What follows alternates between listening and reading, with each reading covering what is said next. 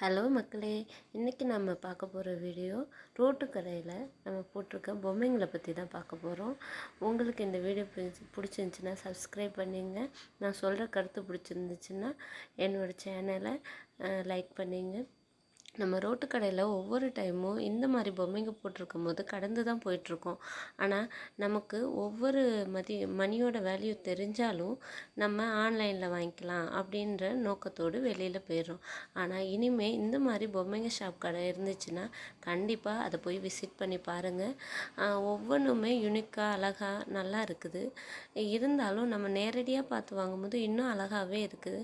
சின்ன சின்ன ஹெல்ப் பண்ணும்போது இப்போ நமக்கு தேவையான பொருளை வாங்கும்போது இதனால் அவங்களுக்கும் தேவையான பணம் கிடைக்கிது. அதனால் இனிமேல் இந்த மாதிரி பொம்மை ஷாப்பை பார்க்கும்போது கண்டிப்பாக தவற விட்டுறாதீங்க.